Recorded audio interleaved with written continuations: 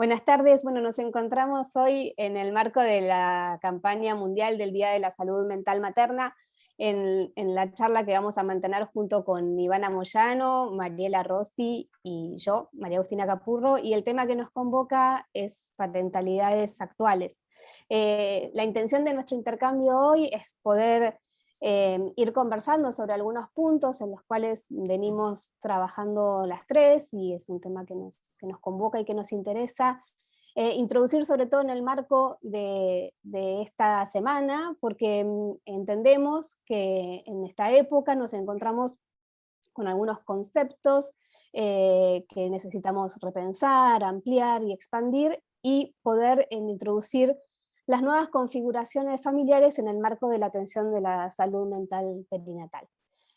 Por eso vamos a estar hablando fundamentalmente de un modelo que integre a estas nuevas maneras de parentar y maternar, en las cuales hoy nuestra clínica y quienes trabajamos en el área de la salud mental empezamos a escuchar y empezamos a recibir en nuestros consultorios o en nuestras áreas de intervención.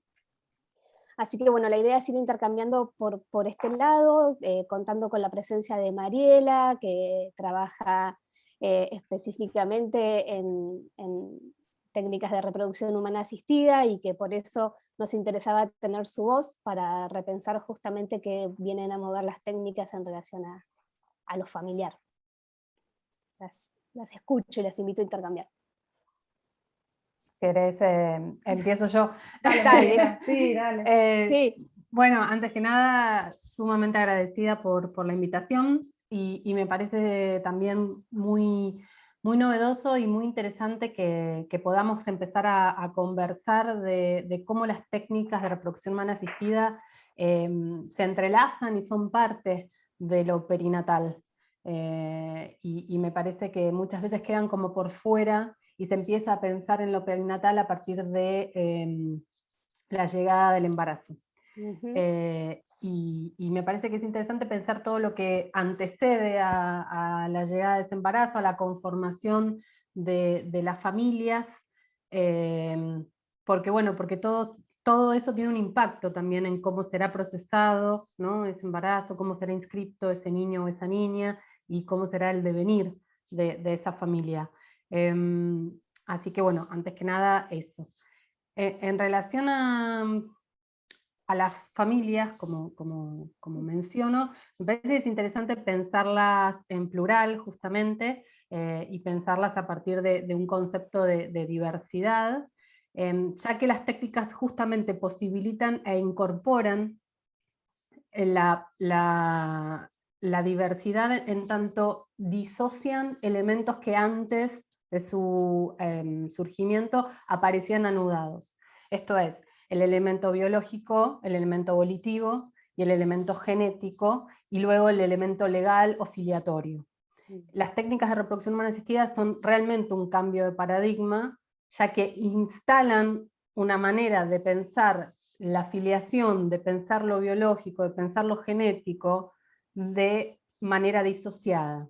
Lo que prima es lo que se le llama la voluntad procreacional, es un término jurídico, que es decir, quienes tienen la voluntad de criar a ese niño o esa niña, ¿sí? Pero me parece que es interesante pensarlas como un cambio de paradigma, ya que incorporan además a muchas más personas. Hay unas antropólogas españolas que se llaman Yosiles Rubios y Álvarez Plaza. Ellas lo que dicen es que a partir de la incorporación de las técnicas de reproducción humana asistida, y particularmente a partir de la incorporación de los donantes de gametos, sea femeninos y o masculinos, lo que sucede es que el parentesco se convierte en algo social, en un acto social. La llegada de un niño o una niña pasa a ser un acto social. Esto tiene que ver porque ya deja de ser un acto íntimo que se da, digamos, privado, que se da en el marco de una relación sexoafectiva, y pasa a ser algo que participan más de dos. Entonces, en ese sentido, también me parece que podemos pensar en un cambio de paradigma. Sí. ¿Qué más? Vamos muy bien con esto. Completamente, porque sí, muy interesante también para pensar, digo, en los modelos de atención, porque esto que vos decías, María, que me parece clave, ¿no? Cómo empezar a articular la clínica perinatal, ¿no? Y que en general tendemos a pensarla a partir de el embarazo, ¿no? Y cómo toda esta prehistoria, digo, donde intervienen y hay otros actores y hay otras realidades y donde además ahí hay introducción de lo diverso, ¿no?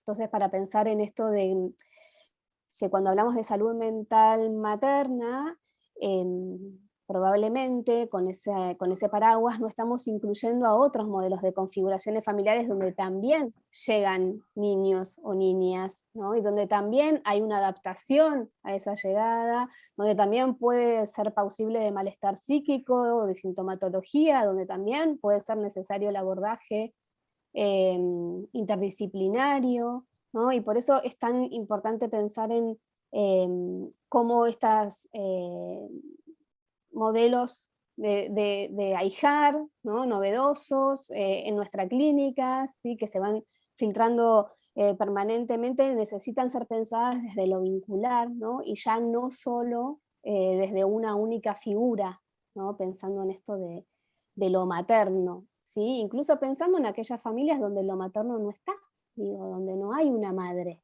incluso, ¿no? Donde hay un padre o dos padres, ¿sí? Entonces también me parece como muy interesante y que agrega valor a nuestra escucha y expande nuestra mirada, digo, perinatal, pensar en que hay familias que advienen a partir de la introducción de las técnicas y del movimiento que se produce entonces en el concepto de lo filiatorio, y cómo ahí nosotros nos debemos posicionar diferente y por ende también todo aquello que la campaña viene, ¿no? a promulgar, a solicitar, que es en términos de políticas públicas, ¿no? De acompañamiento del Estado, de visibilización de la problemática, de todo aquello que se mueve cuando llega un niño a una configuración familiar preexistente. ¿No? No sé, Iva, ¿qué pensabas en relación a esto? No, yo me quedé pensando lo interesante de incorporar más actores, ¿no? Y esto de que lo privado, lo íntimo, abre las puertas y pasa a ser una cuestión social de múltiples actores, ¿no? Y cómo pensaba en el alcance de lo perinatal, ¿no? Y en cómo los tiempos son cada vez más laxos, cada vez más largos, no es desde el inicio del embarazo, ni tampoco es lo intrafamiliar de una mujer y un varón heterosexuales en una familia nuclear, ¿no? No es solamente eso, ya no es solamente la salud mental materna ni la paterna, sino que la salud en general, ¿no? Y como cada acto íntimo y privado de puertas hacia adentro es político, es social, ¿no? Y todo lo que tiene que ver con los grandes cambios de paradigma de la historia, ¿no? De las técnicas de reproducción humana asistida han cambiado la configuración definitivamente, drástica y definitivamente, ¿no? Sí, y también pensando en esto del devenir de la familia, ¿no? De que es un concepto dinámico, de que cuando hablamos de familia, ¿de qué familia estamos hablando? Por eso esto de la pluralidad que trae Marie, ¿no? Sí, ¿de qué nos hace familia, no? ¿Qué nos hace familia? ¿Qué nos construye familia? ¿Somos familia cuando somos pareja? ¿Somos familia a partir de la llegada de un hijo o una hija? ¿Qué nos determina como familia? ¿La voluntad procreacional, digamos? ¿Qué es lo que nos hace familia? ¿Qué nos aglutina? Por decirlo de algún Sí, modo. justo pensaba esto que decís vos, Iva, de qué nos hace familia o qué inaugura una familia, pensando en esta, si se quiere, como división entre el pensamiento más estructural, que cree que hay como un punto de origen, un nacimiento, ¿no? Entonces todo se vuelve a, bueno, ¿y a partir de qué momento, digamos? Esto pasa mucho en la consulta también, ¿no? En la consulta, cuando yo no hago clínica de niños, pero quien hace clínica de niños es, bueno, ¿y a partir de qué momento empezó a sentir o empezaron a percibir que Juanito se siente así, ¿no? Como que se busca un momento, que bien está bueno como un punto de anclaje, pero me parece que esto de pensar, yo me lo cuestiono, si acaso un hijo viene a inaugurar familia. Porque me parece que, ¿no? Digo, porque me parece que no tienen hijos, claro, los que no tienen hijos, no, incluso pienso en hay una antropóloga que se llama Kath Weston, que ella trabaja con población, con población homosexual. Ella habla del parentesco colectivo, ¿no? Y ella lo que dice es que, bueno, elijamos familia, e incluso pienso si acaso las mascotas no tienen que entrar en la lógica de lo familiar. Si uno hace dibujar a un niño, dibujame tu familia, entra el gatito, el perrito, entran todos. Claro. Los adultos, cuando nos dicen dibujar a la familia, vos lo pedís en una familia cinética, un adulto, es muy raro que te dibujen al perro o al gato. Hay algo ahí de esa transición donde empezamos a pensar que antes éramos pareja y ahora somos familia, ¿no? Devenimos familia. Y me parece que está bueno pensar en esto, en el devenir, y que no necesariamente la llegada de un niño inaugura una familia, sino que quizás se va armando algo de esa familia. Claro. Y donde en esa ida y vuelta, algo, digamos, ¿no? Hay como un salto cualitativo y cuantitativo. Entonces, me parece que pensando en las técnicas, me parece que las técnicas podrían pensarse, no siempre, porque hay como una crítica que se le hace a las técnicas que vuelven a la rebiologización de los vínculos, por esta cuestión de la pregnancia de lo genético, ¿no? La genomanía. Pero sí me parece que quizás también podremos pensarlo como, bueno, quizás no tanto, ¿no? Quizás las técnicas habilitan otra cosa en relación a lo que es familia, además de que sacan lo heteronormativo y lo privado del ámbito de la alcoba, digamos, ¿no? Y lo ponen en otro ámbito del cual también tenemos que tener nuestros reparos, que es el ámbito médico. Lógico, claro, porque pensaba en eso, ¿no? Porque digo, esto que estás diciendo, Marie, digo, viene a sacudir modelos y mandatos muy arraigados, ¿no? De varios discursos. Por un lado, desde el discurso médico, ni hablar, o médico hegemónico, también desde el discurso social y desde las representaciones sociales, ¿no? O desde aquello que tenemos incorporado como, bueno, ¿qué es una familia? ¿A dónde viene un hijo? ¿No? ¿Qué garantiza la salud mental de las infancias? ¿No? ¿En qué estructura familiar hay garantía de eso? Digo, cuando escuchamos posiciones más radicales, ¿no? En relación a las constituciones familiares, ¿no? Y escuchamos algo del orden de la sospecha, ¿no? Cuando hay algo de, bueno, un hombre solo podrá criar a un niño, sabrá hacerlo, tendrá con qué, ¿no? Como si con una mujer sola esa pregunta quizás no aparece, ¿no? Porque a la mujer se le supone un saber que ahí sí hay algo innato, biológico, ¿no? Como muy ligado a la biología, de que como puede gestar, parir y amamantar, sabrá qué hacer con ese niñito o niñita que llega, ¿no? Pero sí, claramente, como esto que dice María así tan hermosamente, digo, y además con todo el recorrido de que esto excede además la mirada psi, ¿no? Porque hay como una mirada antropológica, sociológica y de mucha intervención política también en relación a esto, ¿no? Por eso digo que las representaciones sociales tienen un peso fuerte, ¿no? Porque entonces, bueno, sí, alojar la diversidad en nuestra práctica, psi,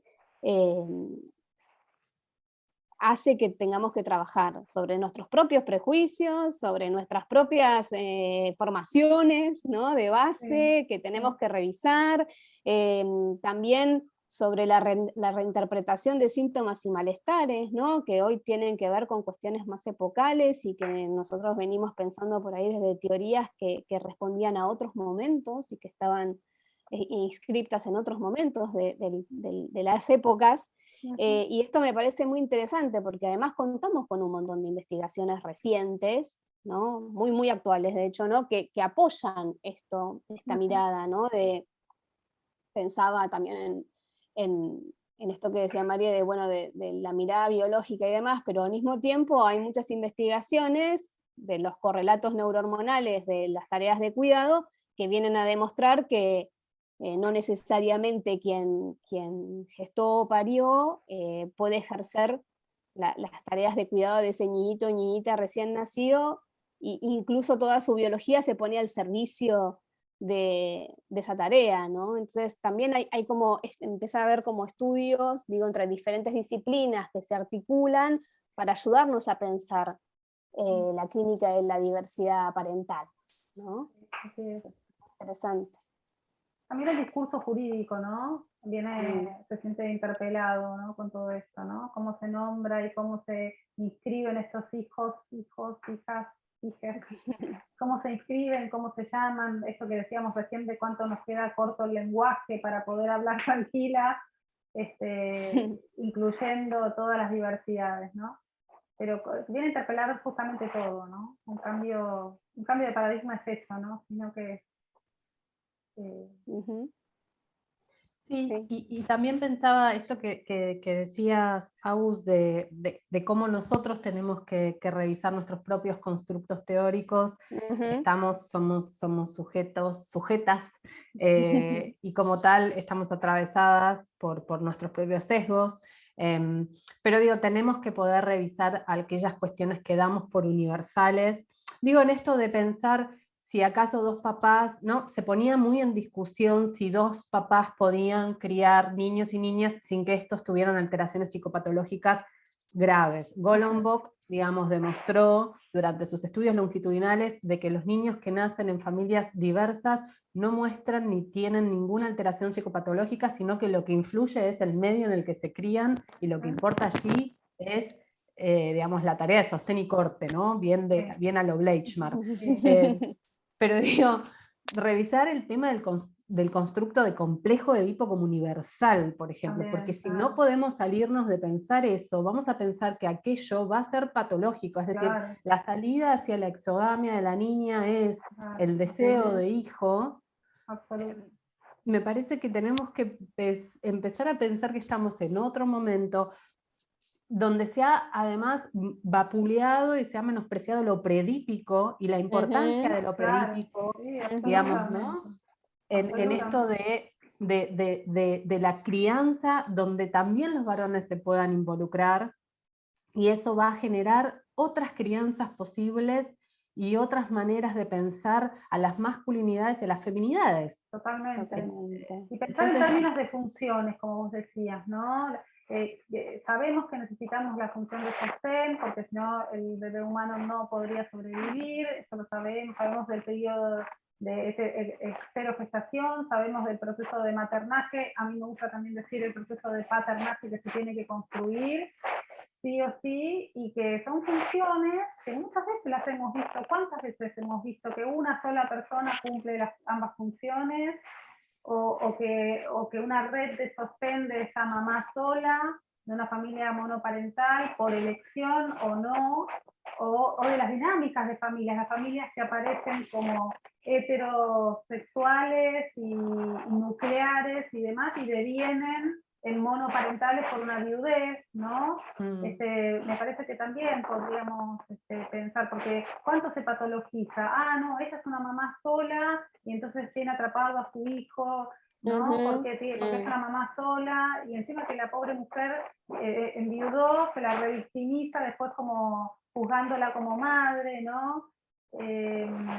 Y juzgando al niño porque hay ausencia de padre, y si aparece una figura paterna o si aparece el novio de la mamá, entonces es mirado con lupa, ¿no? Por qué lugar está ocupando. Entonces nada viene bien, todo está mal, ¿no? Hubo un accidente y nada es reparable, ¿no? En la dinámica de la vida, que es maravillosa, y que devenimos otra cosa, bueno, me parece que no deja opción desde lo heteronormativo, ¿no?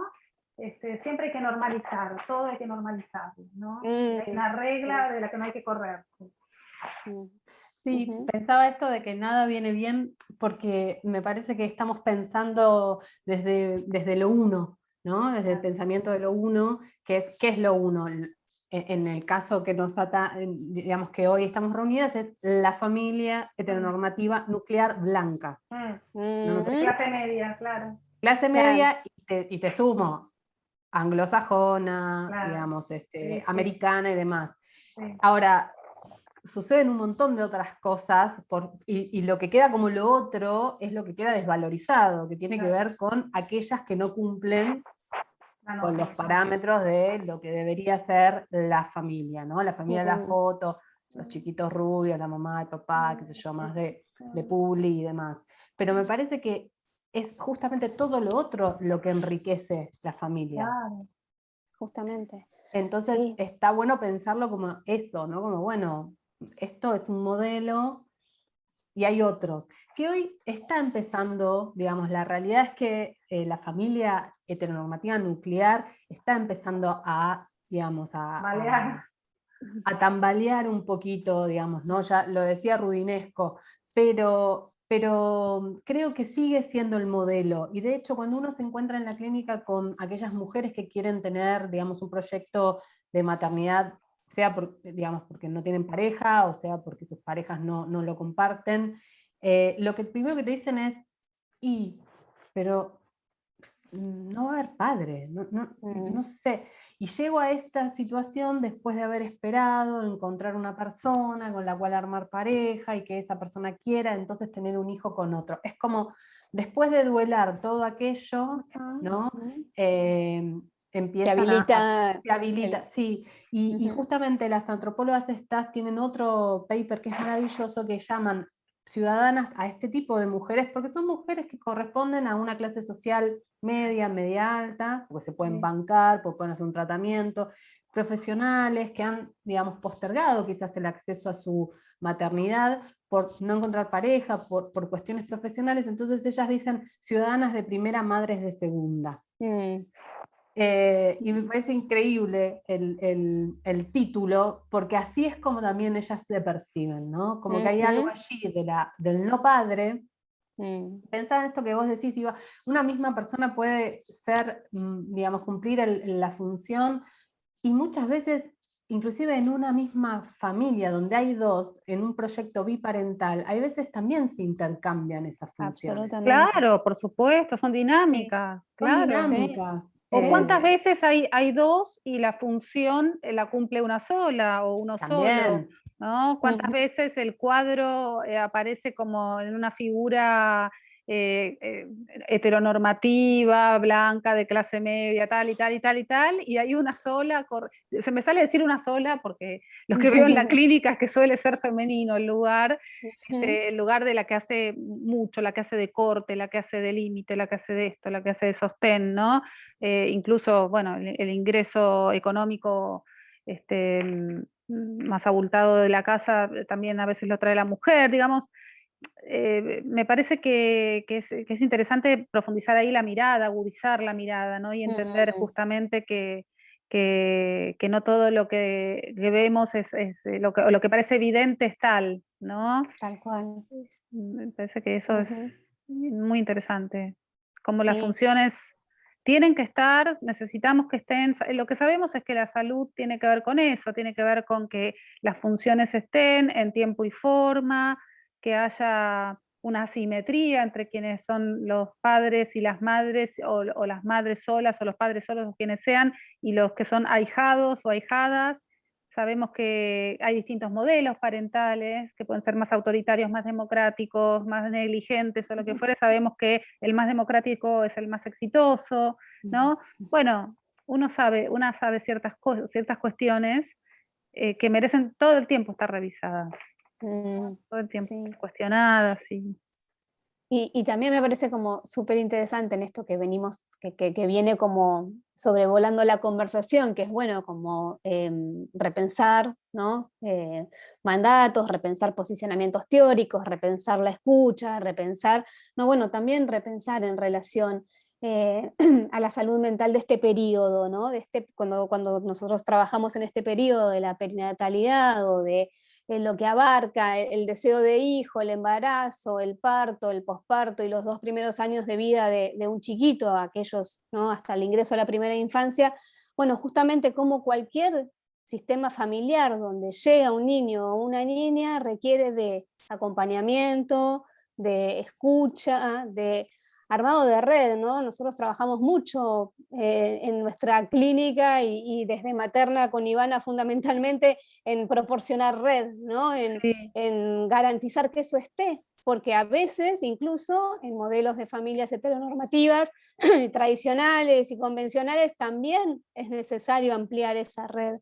Y también pensaba desde lo profesional, ¿no? Digo, porque bueno, nosotras acá somos 3 psicólogas, pero también necesitamos ampliar la red de disciplinas profesionales que abordan familias diversas, donde llega un bebé, una bebé, y es necesario, digo, que obstetras, pediatras, neonatólogos, enfermeras, bueno, todos aquellos agentes de la salud que tienen implicancia en el periodo perinatal, expandan la mirada en relación a los modelos familiares, ¿no?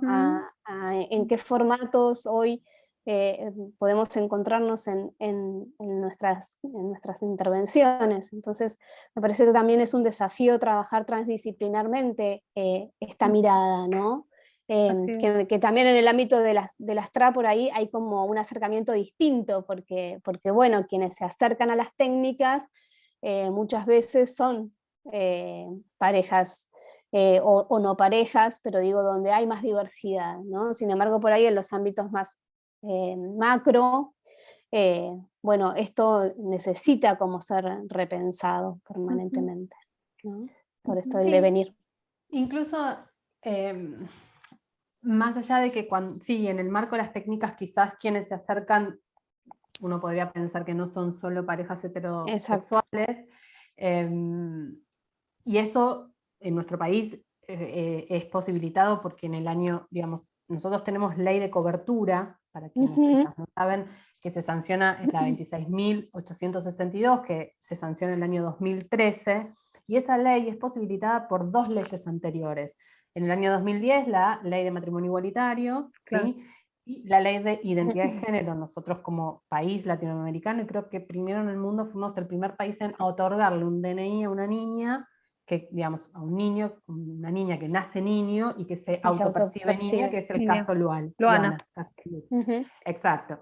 Esas 2 leyes, además del laburo que hicieron, el trabajo que hicieron ONGs, tanto de pacientes como Concebir, Sumate Dar Vida, Abrazo por Dar Vida, Sumate y demás, y las ONG, 100% Diversidad y otras ONG, posibilitaron que la ley de cobertura nacional, ¿sí?, tuviera una cobertura mucho más amplia que la que tenía la ley del 2010 sancionada en Provincia de Buenos Aires por Scioli. ¿Por qué? Porque esa ley solamente cubría parejas heterosexuales hasta los 40 años y casadas. La ley de cobertura del año 2013 incluye y habla de usuarios y usuarias. Claro. Sin importar orientación sexual, mayores de 18 y sin límite de edad. Después surgen una serie de resoluciones porque la edad en fertilidad es un factor importante. Claro, sí. Un tema, claro. Entonces, el sin límite de edad tuvo que salir una resolución del ministerio. Pero digo, claro, y esto acompaña a que en el año 2015, con la nueva sanción del Código Civil y Comercial, se incorpore en el apartado de familias, en el apartado de filiación, a las técnicas de reproducción humana asistida como tercer fuente filial. Hasta ese momento nosotros teníamos la biológica y la adoptiva. Y por eso empecé diciendo que las técnicas realmente disocian los elementos. Claro. Porque puede haber voluntad procreacional y no haber gametos de nadie, ningún miembro de la pareja. Puede haber una sola persona y ni siquiera aportar.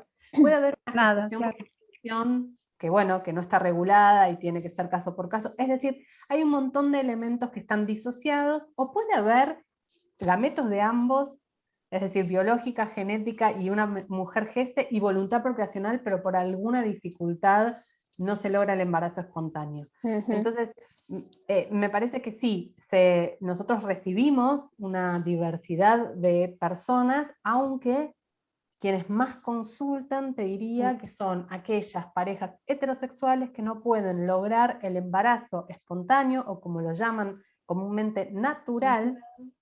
Entonces tienen toda una connotación de cierta falla en el cuerpo, ¿no?, de cierta cuestión que vienen arrastrando y que lleva a la consulta.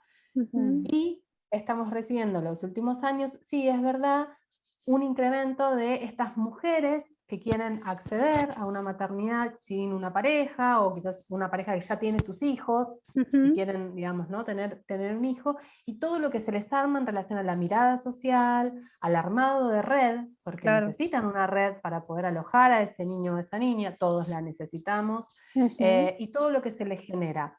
Las parejas igualitarias, la verdad es que tienen muchas cosas allanadas.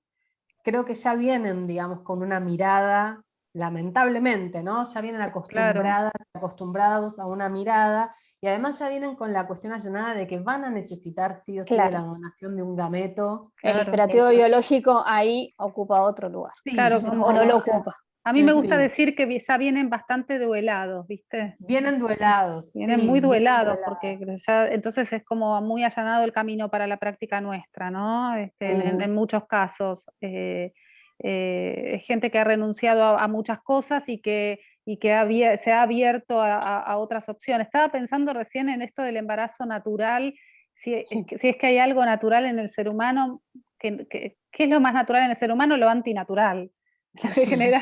Crear sociedades, crear una casa, ¿qué es natural en una casa, ¿no? Sin embargo, ¿qué somos sin una casa, ¿no?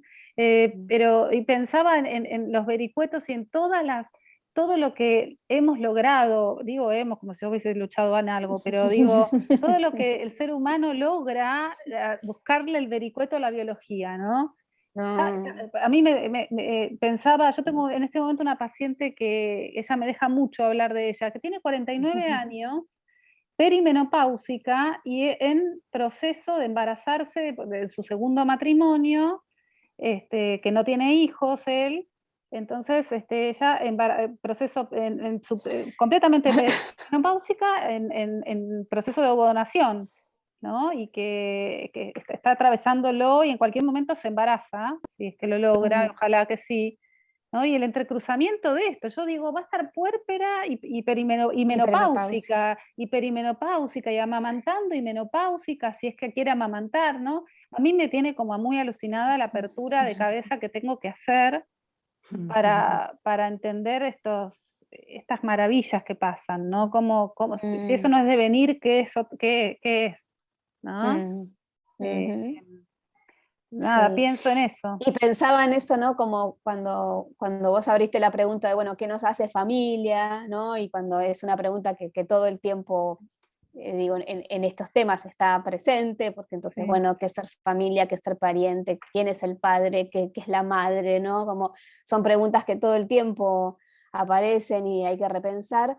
Pero decía, bueno, evidentemente el afecto, el amor y la voluntad son como los dos pilotes que no pueden faltar, ¿no? Digo, cuando digo, pensando en este recorte que vos traes de una paciente tuya, o pensando, digo, en lo que comentaba Marie de parejas o mujeres que vienen ya con algo de lo duelado, digo, claramente ahí la voluntad está, el deseo, claramente el amor por expandir la familia, sea cual sea como fuese, bueno, está presente, y me parece que esas son como dos pilotes que no tenemos que perder de vista en la escucha, ¿no? Que si eso no está, bueno, es difícil que lo otro sí se ancle y se empiece a construir, pero lo mismo pasa en un modelo heteronormativo, convencional, conviviente. Digo, si no está el afecto y no está la voluntad, ya sabemos con qué nos encontramos, con los estragos que aparecen ahí, ¿no? Sí.